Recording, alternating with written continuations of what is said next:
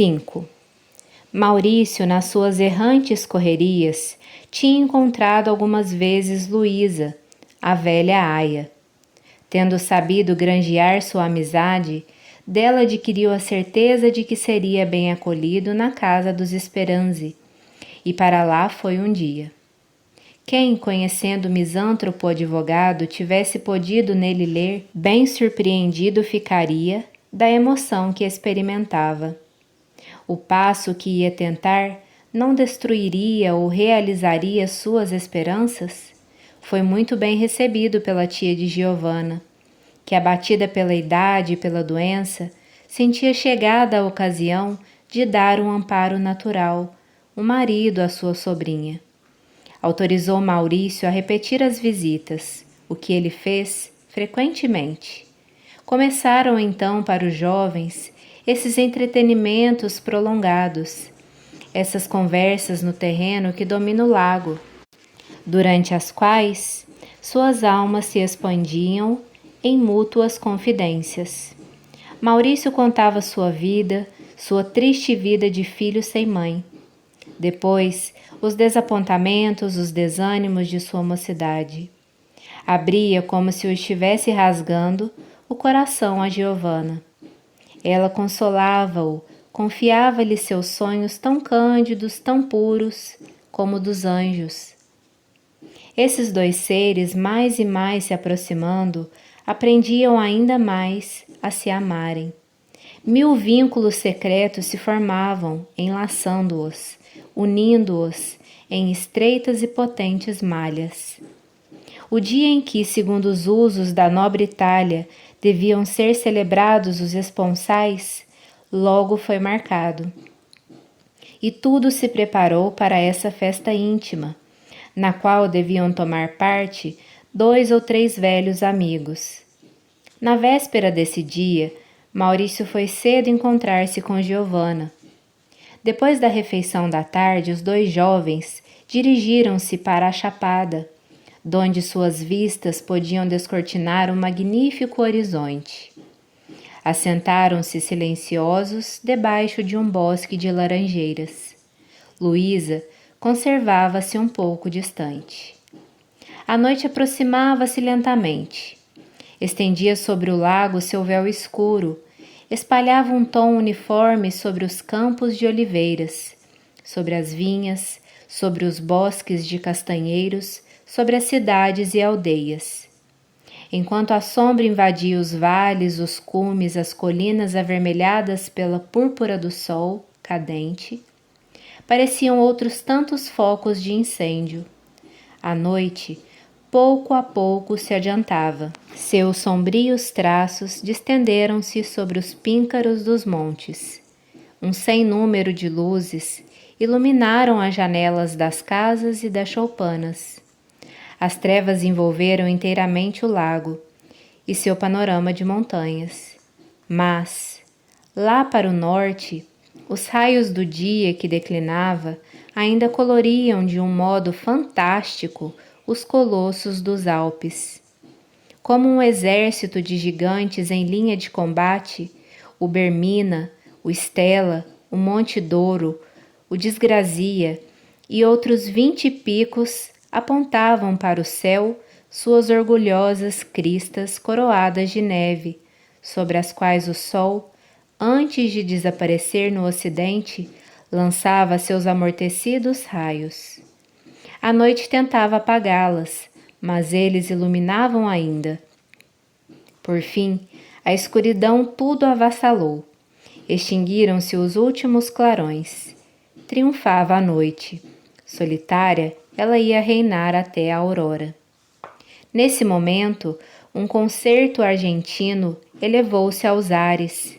Em todas as aldeias tocavam os sinos.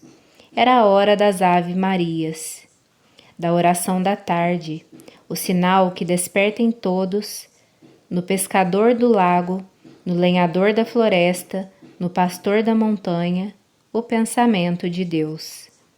Giovanna e Maurício, taciturnos, recolhidos, observavam esse majestoso espetáculo, ouviam o som melancólico dos sinos, acompanhavam com um olhar as belas estrelas de ouro, emergindo das profundezas do céu para subirem lentamente em legiões compactas ao zênite. A poesia dessa noite enchia suas almas.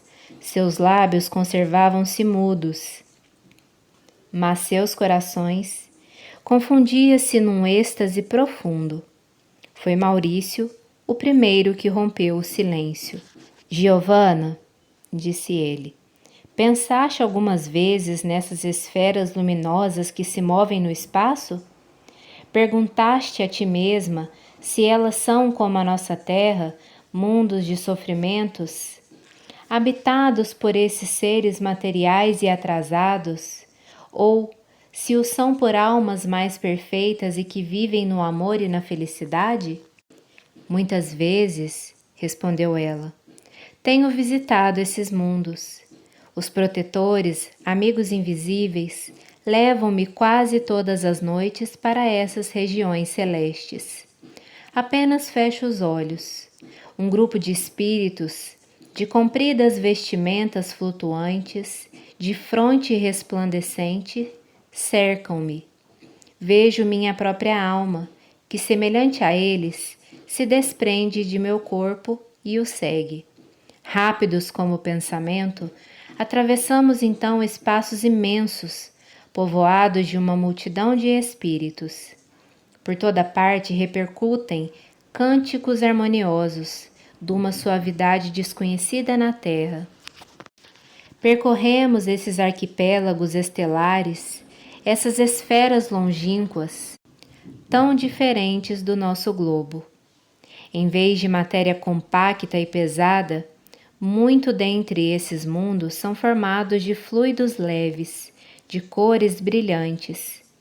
Enquanto os hóspedes da Terra arrastam-se penosamente pela superfície do seu planeta, os habitantes desses mundos de corpos sutis, aéreos, facilmente elevando-se, adejam no espaço que os cerca.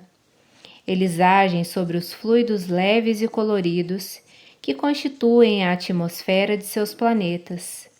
Dão-lhes 1000 formas, 1000 aspectos diversos. Palácios admiráveis, de colunatas imponentes, os inumeráveis pórticos, templos de zimbórios gigantescos, ornados de estátuas, e cujas paredes transparentes deixam passar a vista. De toda parte, erguem-se construções prodigiosas, asilos das ciências e das artes, bibliotecas, museus, escolas magnificentes, sempre invadidas pela multidão. O ensino ali é dado sob a forma de painéis luminosos e mutáveis. A linguagem é uma espécie de música. E pode dizer-me quais são as necessidades corporais dos habitantes desses mundos? Eles não conhecem o frio nem a fome, e quase que nem a fadiga. Sua existência é muito simples. Empregam-na em se instruírem, em estudarem o universo, em penetrarem suas leis físicas e morais. Rendem a Deus um culto grandioso e tributam em sua honra os esplendores de uma arte desconhecida aqui embaixo. Mas a prática das virtudes é, sobretudo, seu objetivo. A miséria, as enfermidades, as paixões, a guerra são quase ignoradas nesses mundos. São moradas de paz, de felicidade, das quais não se poderia fazer ideia alguma em nosso globo de misérias e lágrimas. É, portanto, para aí que vão os homens virtuosos que deixam a terra? Muitos graus há a transpor antes de se obter acesso a esses mundos. Eles são os últimos degraus da vida material, e os seres que os povoam, diáfanos e leves para nós, são ainda grosseiros e pesados comparados aos espíritos puros. Nossa terra não é mais que um mundo inferior. Só depois de se ter aqui vivido um número de existências suficientes para completar sua educação e avançamento moral, é que o espírito a deixa para alcançar esferas cada vez mais elevadas e revestir um corpo menos sujeito aos males e a toda espécie de necessidades. A alma, depois de ter um número incalculável de vidas, sempre mais longas e ao mesmo tempo menos atribuladas, engrandecendo-se em ciências e em sabedoria, esclarecendo-se, progredindo sem cessar, abandona para sempre as esferas materiais e vai prosseguir no espaço o curso da sua ascensão eterna. Suas faculdades aumentam. Ela se torna uma fonte inesgotável de caridade e de amor. Compreende as leis superiores, conhece o universo, entrevê Deus. Porém, ai de mim, quão distantes estão de nós essas bem-aventuranças, esses gozos inefáveis. Para ganharmos essas alturas sublimes é preciso que nós mesmos nos elevemos. Para isso, Deus nos deu os meios. Ele quis que fôssemos os operários da nossa felicidade. Não está escrita em nossa própria consciência a lei do progresso? Não recuemos, portanto, diante das lutas, dos sacrifícios, diante de tudo que purifica, eleva e enobrece. Oh, se os homens quisessem saber, se dignassem procurar o verdadeiro fim da vida, que horizontes se abririam diante deles, como os bens materiais, esses bens efêmeros, lhe pareceriam miseráveis, como eles os rejeitariam para inclinarem-se ao bem moral, à virtude, que a morte não pode arrebatar e que só ela abre o acesso às regiões felizes. Assim passavam-se as horas. Maurício embriagava-se com as palavras da jovem, porque essas palavras ensinavam-lhe coisas das quais seus livros o tinham sempre deixado na ignorância. Era isso para ele como uma linguagem seráfica, revelando-lhe os mistérios de além-túmulo, e com efeito, Giovanna, médium inspirada, era por sua vez o eco de uma voz sobre-humana que repercutia nas profundezas do seu ser. Quase todos os dias iam assim conversando familiarmente através dos bosques perfumados, aquecidos pelos raios do sol, abafados pelo vento, debaixo do profundo azul do céu. Algumas vezes embarcavam e deixavam-se deslizar docemente à mercê das correntezas do lago. Pouco a pouco, os rumores enfraquecidos vinham das margens e aí terminavam os seus ecos. Muito alto, no ar límpido, grandes aves de rapina descreviam zigue-zagues. Peixes de escamas prateadas divertiam-se na água transparente. Então, tudo os convidava à distração, às doces efusões do coração. Impelida, porém, por uma força oculta para os assuntos graves, Giovanna falava de preferência da vida futura, das leis divinas, dos progressos infinitos da alma, de sua depuração pela prova e pelo sofrimento.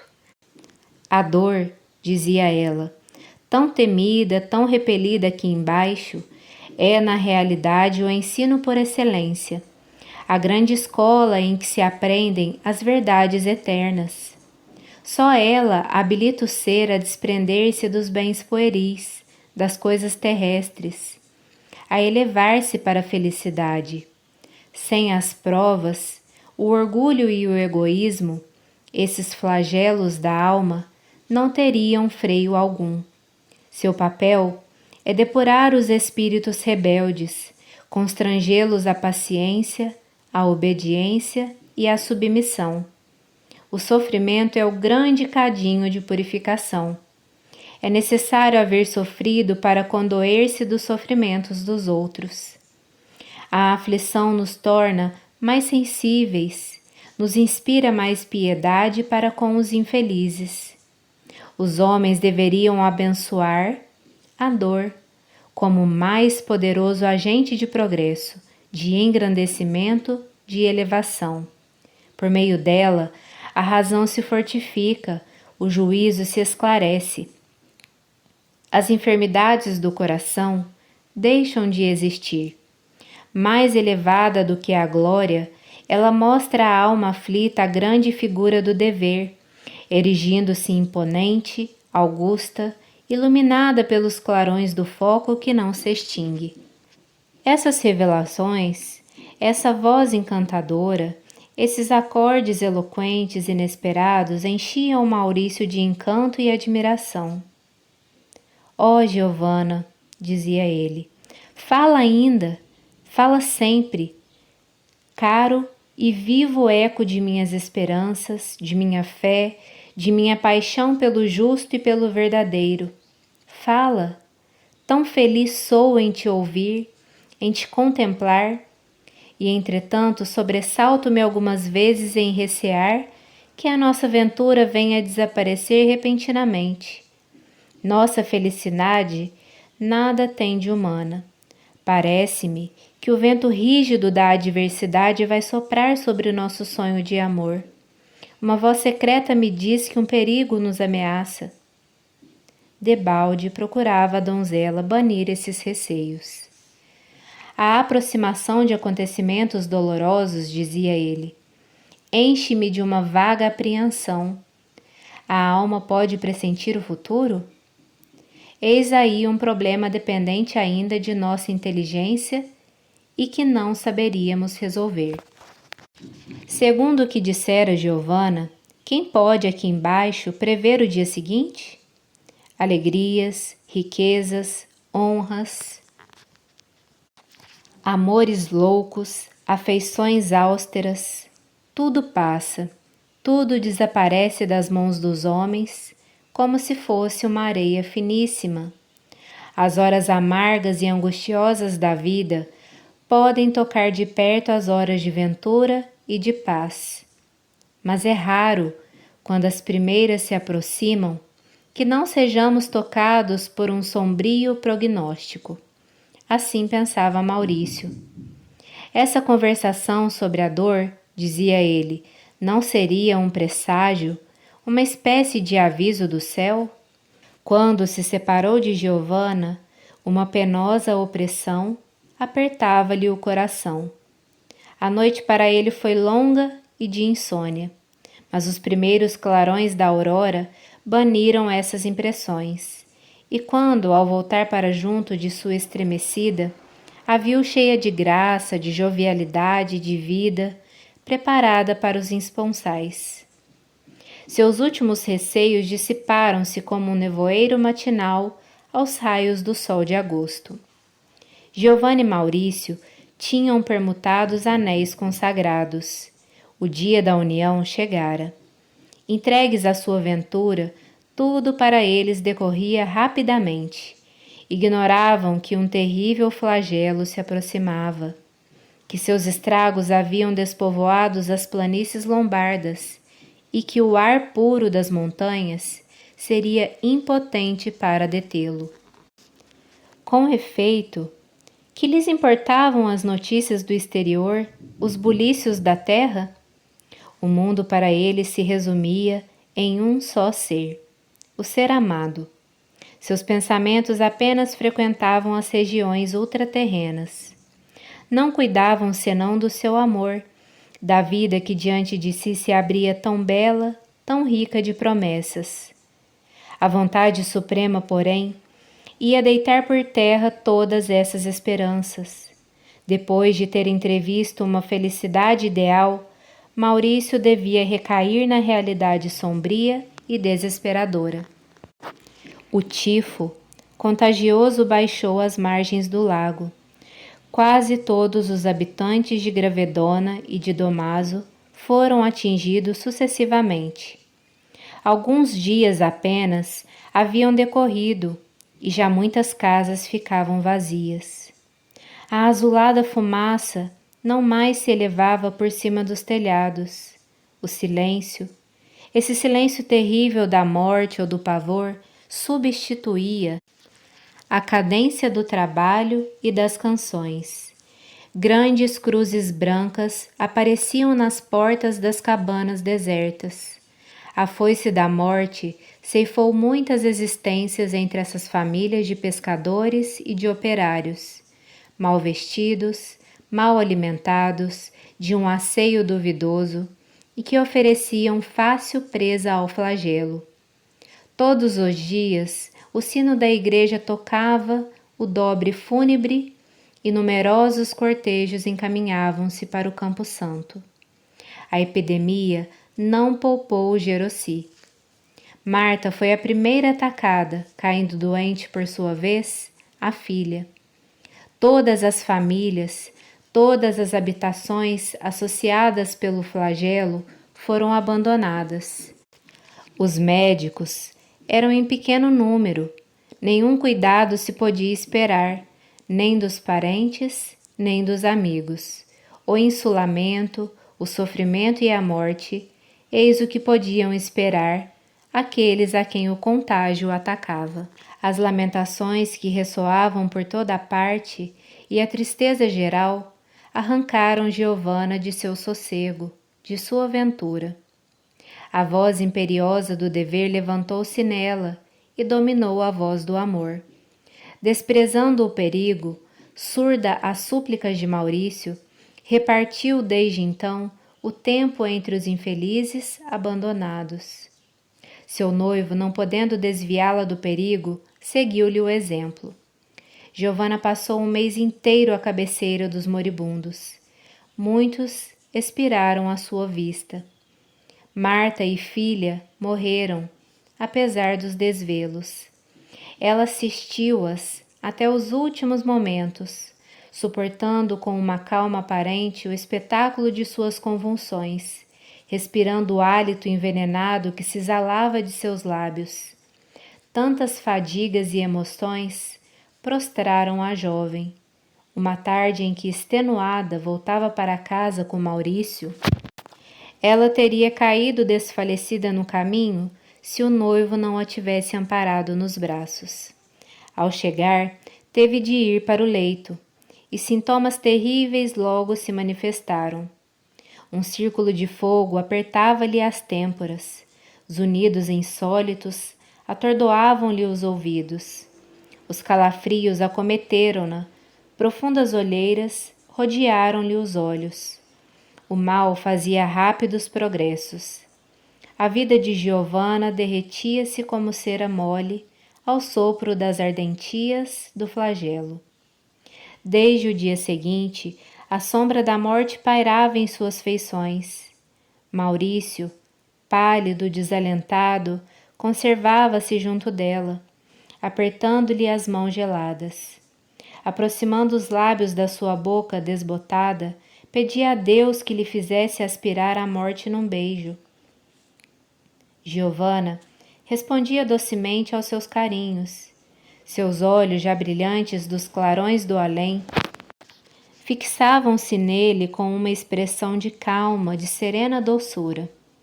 Mesmo nesse momento solene, a despeito do sofrimento que lhe martirizava os membros, um sorriso resignado iluminava-lhe o semblante. Pela tarde começou a agonia. Giovanna agitava-se convulsamente, debatendo-se numa opressão dolorosa e implorando a Deus.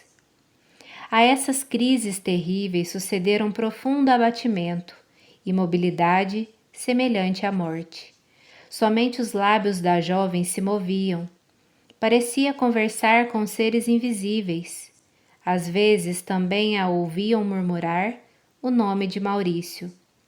Um ligeiro aperto de mão, um último estremecimento, Giovanna expirou.